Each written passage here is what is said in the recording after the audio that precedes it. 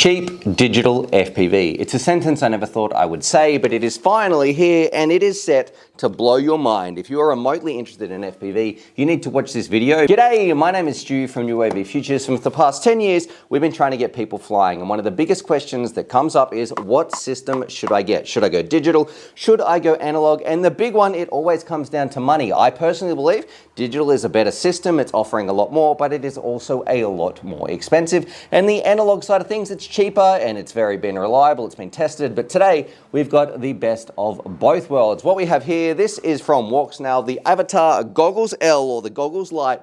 And let me say, for me, this has totally changed my hobby. I am never going to be going out to the field without these as well. I've been having so much fun. I've been flying around with my family. We've been doing some really cool things with this, and this is exactly the product that we need. Yeah, we have a cheap digital option, which isn't going to cost an arm and a leg like some of the more expensive systems, and it is also offering a lot of upgrades versus your standard analog. We're going to out to the field, we're going to have a heap of fun. You're going to see exactly what I've been doing with these things. We're going to put them through its paces, break it down, check in with StickMan Steve, and find out why. If you have ever thought about getting into digital, there has never been a better time than right now to take that first leap and experience the beautiful world of FPV with some HD vision. The difference here is, not only are they using the Walksnail digital system, which offers a fantastic picture. I did a little comparison video up here. You can see it is significantly better than an analog system. Here's the Caddx side by side, but also they are a bit of a different shape. So box style means it has one big screen in the front, or one big screen that you're looking at, versus these little, I guess, goggle styles here, which have two individual screens. Personally, I do prefer these, but these are like $500 to $600, depending on which version you're gonna get. These bad boys right here, and look, don't kill me in the comments at the time of filming this, because this is like an early version that I've got. Tentatively, these are about $200 US, which I believe is absolutely mind-blowing if you are coming into the hobby today, to be able to get a digital option that works well, that I would happily fly around with for the rest of my FPV career. So, as a bit of an overview, some of the specs we can go through right here. Look, the screen at the front, it's a 1080p screen. It's 4.5 inches, and I got it, well, it's not actually at the front, it's actually at the top here. And that brings me to one of the important things about this goggle. When I'm using this, I do not get eye strain, which is very rare in some of the normal box goggles. One of the most comfortable performing box goggles you can get, and a lot of the times I feel like I'm going cross-eyed or I can't see correctly. These goggles get around that because they have quite a large focal length. Even though they're a relatively short goggle, the screen is actually in the top, and there is a mirror here which it bounces off, so the focal length is a little bit longer. It's a very clear, beautiful, sharp image. I've had no issues whatsoever, and also the foam around the front, it's very comfortable. I don't get it pressing on my face, which I have to say is an absolute surprise. Normally, after flying these around for like more than 2 minutes on a normal box style, I don't like it. This, I feel like I could fly around for a long time. And coupled with the price and the digital option and the beautiful video you're getting back. Now, one of the reasons that that actually does fit comfortably on my face is because there is no battery in these things. You are going to need an external battery. It does come with a battery cord, which is very much like most of the high-end goggles. You put your batteries in your pocket with a big cable that runs up to them. That's pretty much the norm now. And that means there's less weight on your face, which again,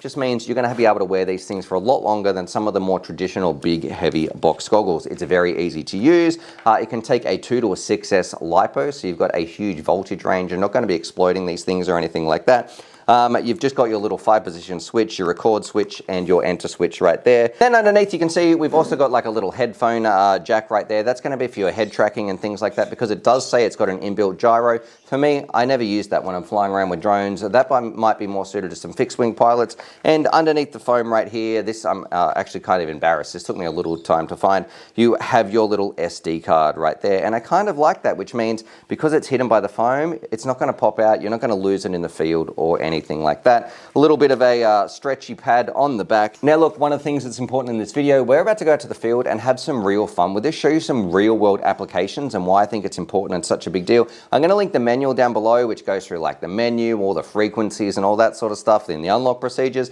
For me, that's not the exciting part of these goggles. What you need to see is how fun these are, what this is offering, the pros and cons versus an analog, which we're going to talk about when we come back at the end of this video, and also we're going to compare it to some other systems. So we're going to be talking about HDzero, we're going to be talking the Walksnail system, DJI, and also some analog at the end. So if you have ever wondered is this goggle good? We're going to get out to the field now. We're going to have some fun. We're going to bring these along, and I want you to let me know in the comments, is this the right price for you to finally make that jump into digital, and what do you think about it? Goggles L, we're going to put them through its paces. We've got StickMan Steve in the background, and I can't wait for this one. I'm all about sharing FPV, getting people involved in our first cheap digital option. I'm going to show you my impressions on cruising them around, what they're like, the light leakage, the comfort, the range, all that sort of stuff, how they actually perform when you're in the field. And then we'll hand it over to this gentleman as well, get his impressions and find out, are these the right goggle for you? Is it going to be a digital revolution? And check out some other features. Now, the first thing I want to mention, for me, really comfortable on my face. For like a box goggle, that it doesn't seem like it's cutting in. Whatever this foam is, it's like a really nice consistency between soft and squishy and also a little bit firm. Like, it just fits nice. I don't know how best to explain that. Let's do it. The screen, even looking at this, we've got the sun coming right down in here. I'm going to get this recording. So we're recording it. Even the sun coming in like that, it's still holding up really, really well. And I have to say, I feel like from a viewing experience, I can't believe I'm saying this, I prefer the image maybe even to my Goggles X, but as a pilot, that's where it's going to be different. Like as a ride along, these would be already, I'm going to say, my choice. All right, I'm clear. Hitting my arm switch. So that arm, we're on crash flip mode. There we go, throttle down. And we're away. So I'm just gonna go, there's tons of water around here as well. Man, I just had a bird swoop me. And it does feel weird flying around box goggles that are also digital. And I think with the resolution that this is and everything, like it's 1080p, I'm already forgetting that I don't have my Goggles X on me. Would I take them every day over the Goggles X? That's gonna be, I'm gonna say no. Like, I love that form factor of the other ones. I'm gonna go out this way. Man, there's so much water out here, Steve. I'm a little bit worried. This is one of my favorite drones as well. But I am a long way away and absolutely no issues whatsoever. Like, the video is not breaking up. Do I dare want to go over the water? Like, I know I've done this before. Am I gonna lose it over the mangroves? The picture's pretty rock solid, man. Is it? Yeah, like I'm not getting any pixelation, no breakup or anything like that. I've totally forgotten that I'm not using box goggles. Could I fly like this all the time and have any issues in terms of performance? Yeah, I feel like I feel like I can fly well with these goggles. I'm not feeling limited. Usually I feel cross-eyed and all that sort of stuff. I have to say, these are, for me, one of the most comfortable performing box goggles you can get. And the crazy part is it's digital and it's only 200 bucks. Yeah, it's pretty awesome. Yeah, I think they're really smashing it out of the park here. I'm not having any issues, and that's since I updated the firmware. I did have some problems, I must say, when I first got these goggles and we went through like 3 iterations back and forth. I didn't like that. But as it stands on the current firmware that I'm on right now, put it on the screen and I have synced everything up, I'm not getting any issues. I'm not feeling any extra latency or anything like that. Interestingly, you've got no external antennas on this. Yeah, that's really bizarre, isn't it, as well? Like, flying behind yourself there, no issues. No, I'm gonna go over the water behind me, and absolutely no problems whatsoever. Like, it's quite surprising, to be honest. This is on the Moonlight camera as well. Yep. And I have flown this with the little one, the little 1S kits as well. Oh, I'm in the water. Joking. There's a small plane coming out of it too. Okay, I'll keep it low. How's it feeling on your face now? You've had it on for a few minutes. Oh, look, I can feel it, but not nearly as much as other goggles. Like, honestly, it kind of just feels like I'm wearing normal goggles. Yep. I'm not feeling it on my nose or anything like that. All right, I'm going to bring it in. One part I want to mention as well, not only is there not any light leakage, I feel like when I look at these goggles from an outsider, they seem quite small, and you'd think the screen would feel like it's compressed in or something like that, but I'm not getting any of those issues. See quite a few marks on your face. Can you? Yeah. I feel like maybe the top part, or is it down here? A little bit on your Okay. eyebrows. All right. No, that's, if I had to pick anywhere, I'd say that's where I'm feeling it. But all right, let's hand it over to StickMan Steve and see what he thinks. Super compact, hey? Yep. Like absolutely tiny, and as we were saying before, no antennas. Mm-hmm. So I was really keen to see on the range, the penetration. We've got heaps of trees and water around here. With my V1 goggles, even with the big matchstick, true RC antennas and all that, maximum power. I still get a little bit of break up behind me, a little bit out there. This is going to be really interesting, and I don't know if it's going to be the antennas that are actually in there, or if it's the firmware as well, or a combination. So that should be pretty exciting. But yeah, throw them on your face. Let me know sort of how they're feeling. And I should say too, they're $200, $200 US. Crazy cheap for digital goggles. So my face is obviously different than yours. Yep. Feel it straight away pinching the top of my nose, my big beak. Okay. But yeah, I mean, not much light leak or anything. Pretty keen to see what it's like with them on. Plug them in. Yeah, you plug them in. I'm going to put a battery in. Yep. All right. So I've just powered them on. How's that? Just the straight up image look before you go flying. Here's the radio. You can't see. I'm passing you the radio. You got the image back yet? Just coming on now.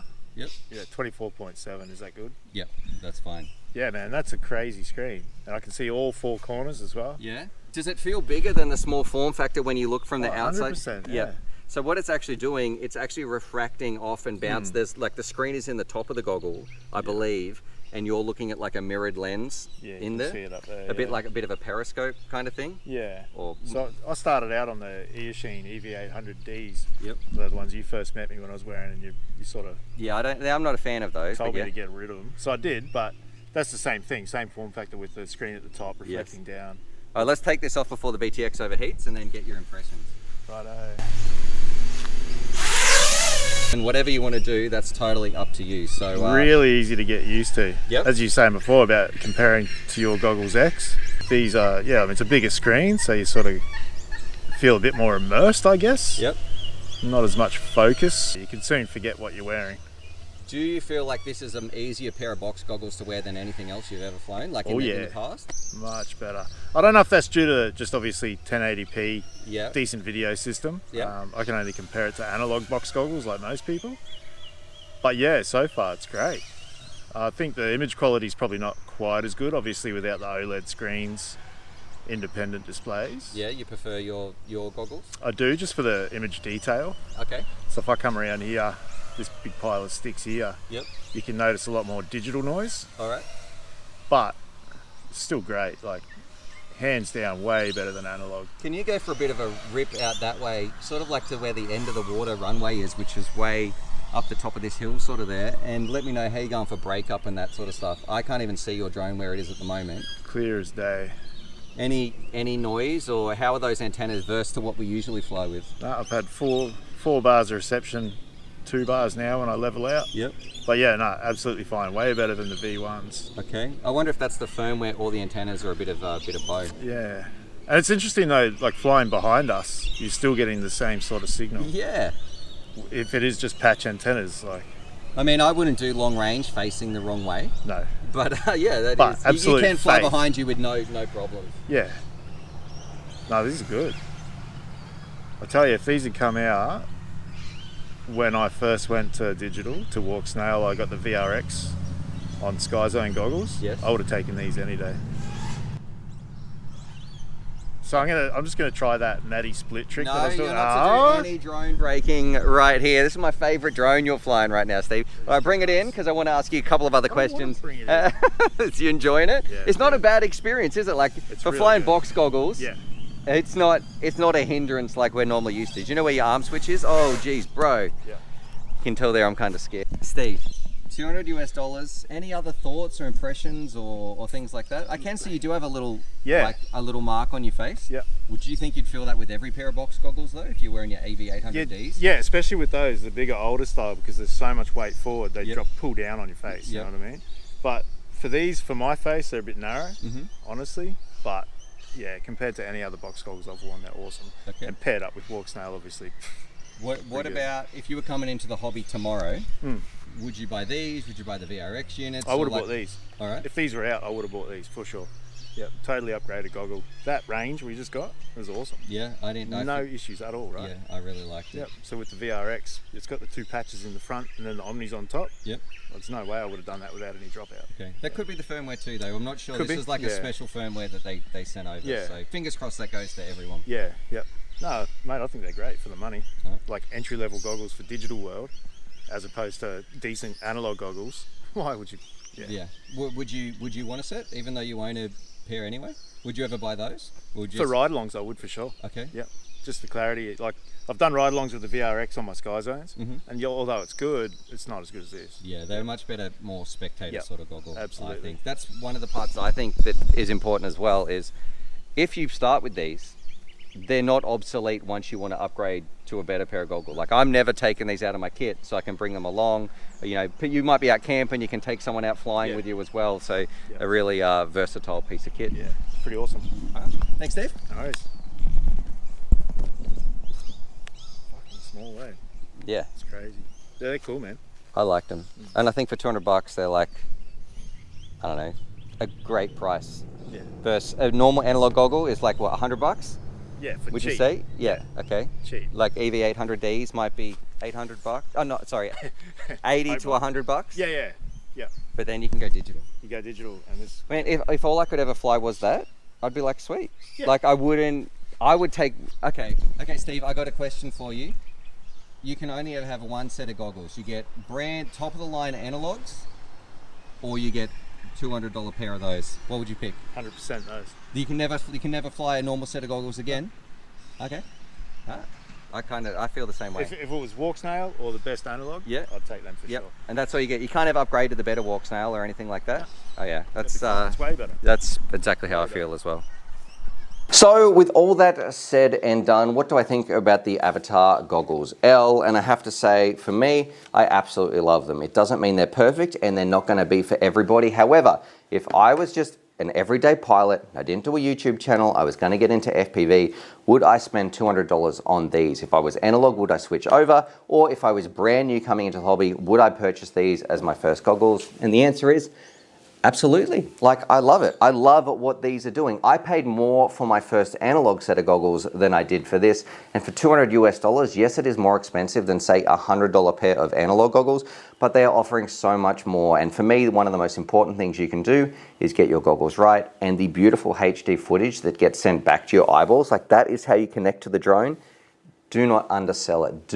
I would prefer to have these goggles and a terrible drone than one of the best drones on the planet and using some terrible goggles. Like that's how important the goggles are, as well as having a decent radio. And this is an absolute thumbs up for me. However, if you are somebody, maybe you're going to be going to the races, let me say that Caddx generally is not the accepted system. You've got some much more expensive options. Like if you're going to be going HDzero, they are like, I think about $600 US.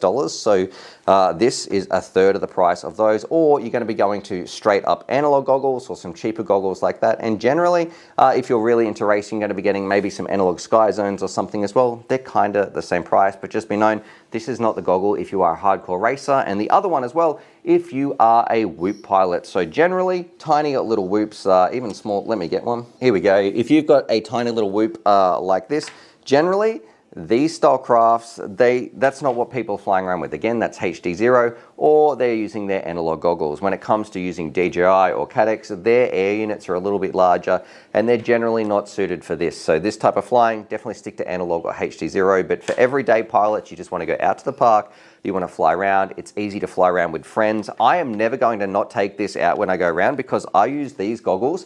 I do prefer these goggles, but these are like over double the price, but I can now share my footage to someone else. In the past, yes, you could do that, but no one wants to buy 2 sets of these. But having this as my backup set of goggles, I can throw them on the family, I can see a friend, I can see a stranger out in the park and say, hey, if they're asking me what's that like, I can just throw this on their face and they can experience the joy of flight with me as well. Now, some things to be known, and this is the part that's kind of going straight back to Caddx as well. Hopefully, they've been listening because I wrote them a bit of a scathing email. Even though Caddx is my preferred digital system, some of their support in the past has been a little bit lacking, and I feel like they need to update their firmware more. Hopefully, I've had some issues with mismatched firmware and those sorts of things, so the results hopefully are better by the time you are watching this video.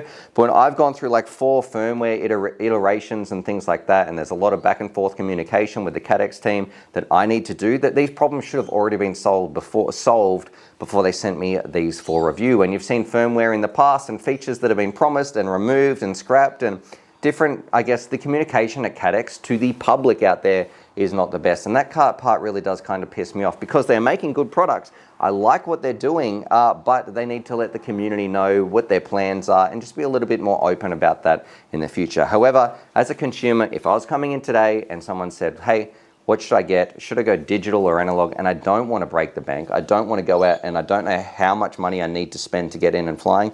This would be my recommendation. So anyway, look, hopefully you enjoyed that. Subscribe for more FPV related content. Caddx, good thumbs up on the actual product itself. Please fix some of your communication and features and update the firmwares and solve some of those bugs a little bit more. I should say as well, I didn't have too many issues with these. I did get some rolling screens when I was trying to share some of the footage and those sorts of things, but generally my experience once I got those firmware bugs out of the way and I had to upgrade and do a few different things has been relatively good. Look, and if I've convinced you to jump in the deep end, try digital or maybe try FPV altogether, please consider checking this video out because this is the Pocket and this would be my recommendation. A Pocket radio and one of these bad boys is like about as good as it can get without dropping serious cash into FPV.